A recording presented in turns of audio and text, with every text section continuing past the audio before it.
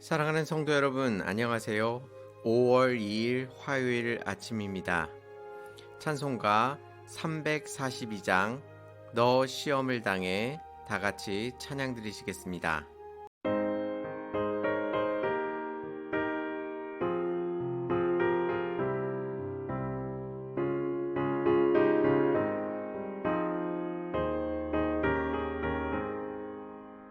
너 시험을 당해 죄 짓지 말고 너 용기를 다해 못 물리치라.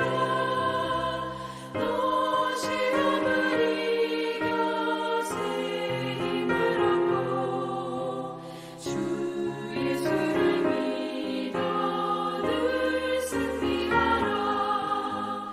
우리 구주의 힘과 그의 위로를 빌라. 주님 내 편에 서서 항상 도우시리.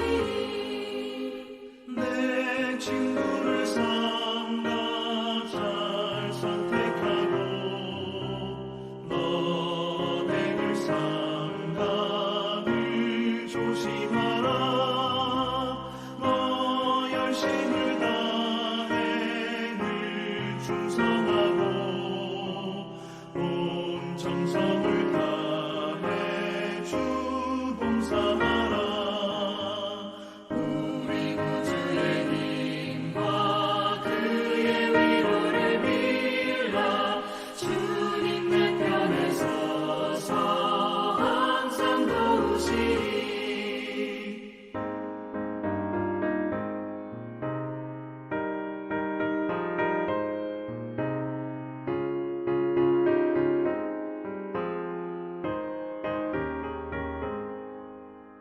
잘 이기는 자는 상 받으리니 너 낙심치 말고 늘 전진하라.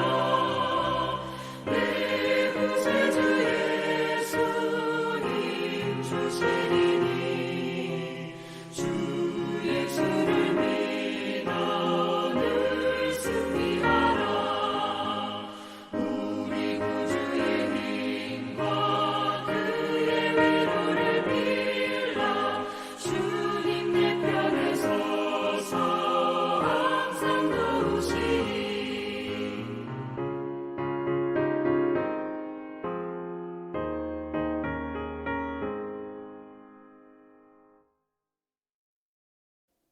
아멘. 하나님께서 오늘 우리에게 주시는 말씀은 사무엘하 13장 23절에서 29절까지의 말씀입니다. 만 2년 후에 에브라임 곁 바알 하솔에서 압살롬이 양털을 깎는 일이 있음에 압살롬이 왕의 모든 아들을 청하고 압살롬이 왕께 나아가 말하되 이제 종에게 양털 깎는 일이 있사오니 청하건대 왕은 신하들을 데리시고 당신의 종과 함께 가사이다 하니 왕이 압살롬에게 이르되 아니라 내 아들아 이제 우리가 다 갈 것 없다. 내게 누를 끼칠까 하노라 하니라. 압살롬이 그에게 간청하였으나 그가 가지 아니하고 그에게 복을 비는지라. 압살롬이 이르되 그렇게 하지 아니하시려거든 청하건대 내 형 암논이 우리와 함께 가게 하옵소서.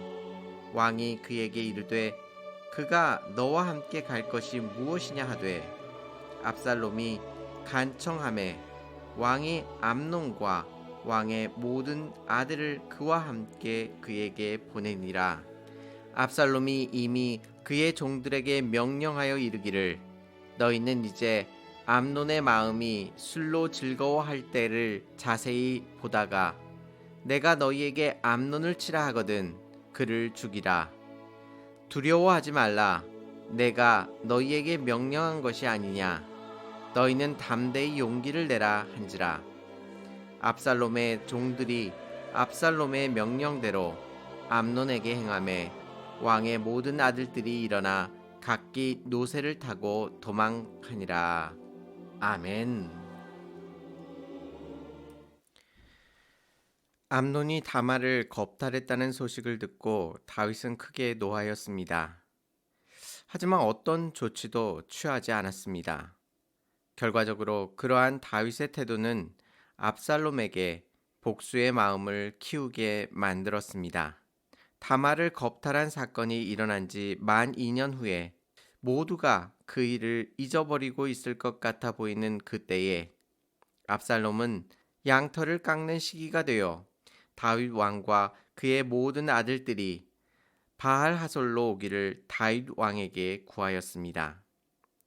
하지만 다윗은 그들이 다 감으로 인하여 그에게 누가 되지 않을까 싶어 그 제안을 거절합니다. 그러자 압살롬은 포기하지 않고 그의 형 암논이 그에게 와주기를 다윗에게 구합니다. 다윗은 이를 허락하게 되고 암논과 그의 모든 아들들이 그곳으로 가게 됩니다.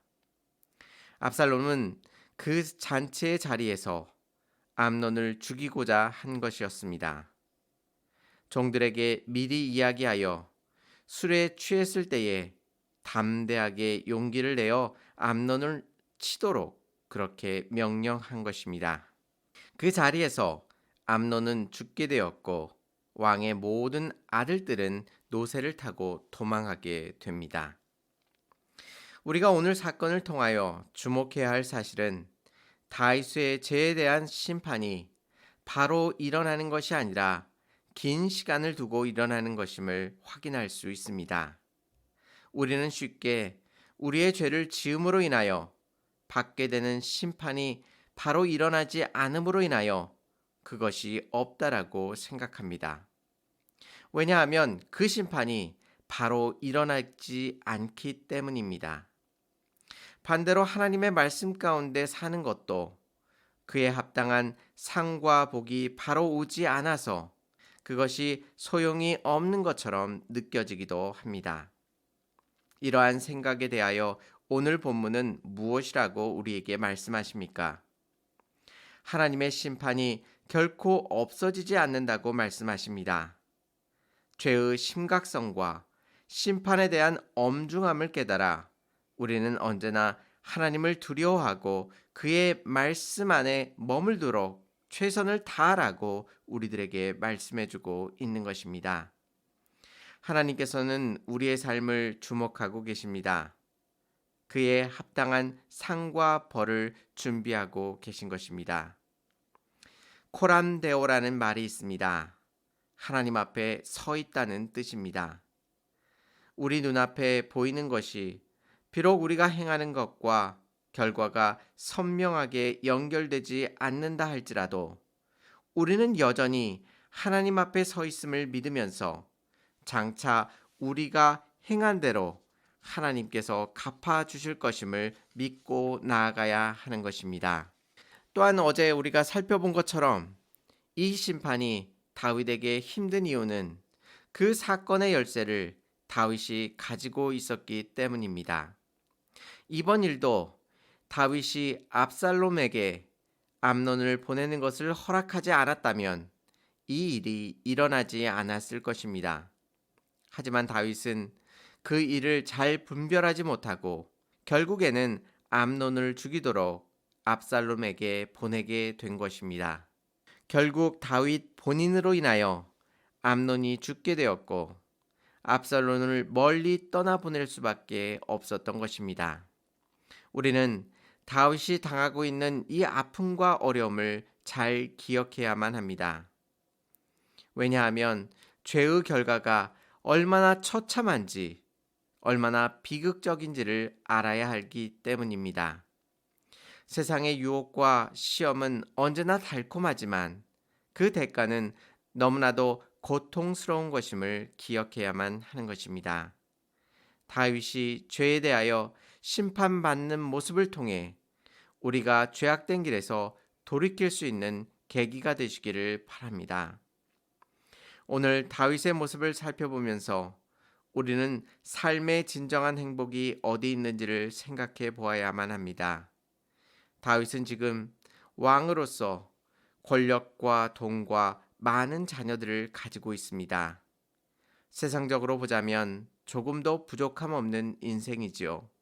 하지만 지금 다윗이 겪고 있는 이 심판의 고난과 환난은 그에게 극심한 고통이었을 것입니다.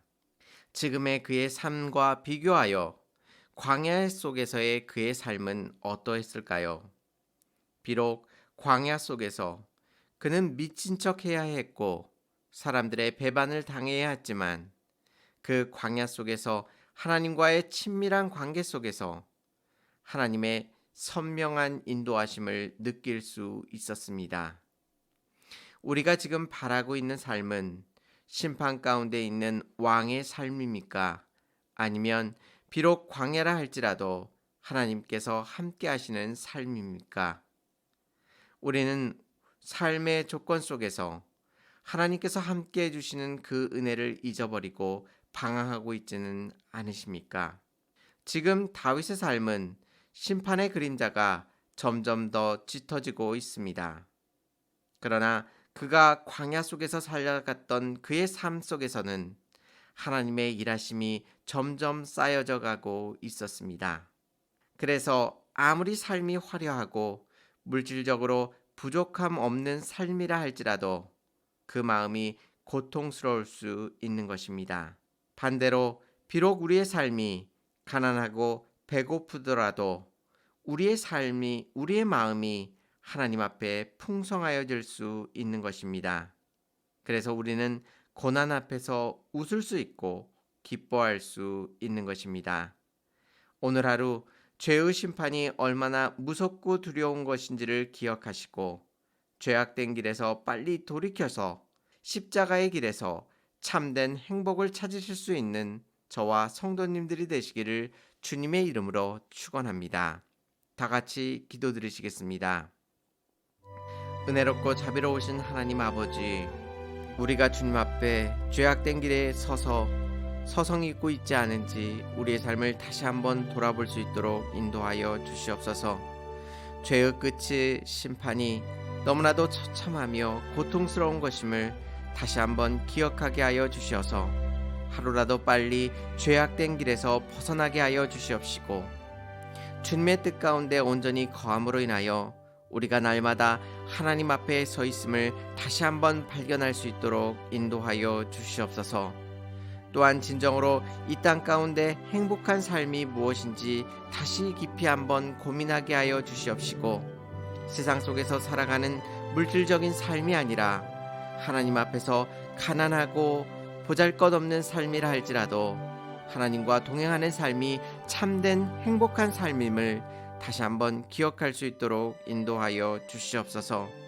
세상을 향하여 달려갔던 우리의 발걸음을 돌이킬 수 있도록 인도하여 주시옵시고 하나님 안에서 누릴 수 있는 참된 기쁨이 얼마나 크고 놀라운 것임을 다시 한번 기억할 수 있도록 인도하여 주시옵소서. 오늘 하루도 주님께서 우리들의 모든 삶 가운데 함께 하시고 승리케 하실 줄 믿사오며 예수님의 이름으로 감사하며 기도 올리옵나이다. 아멘.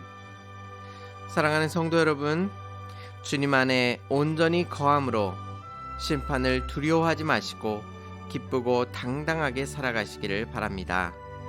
감사합니다.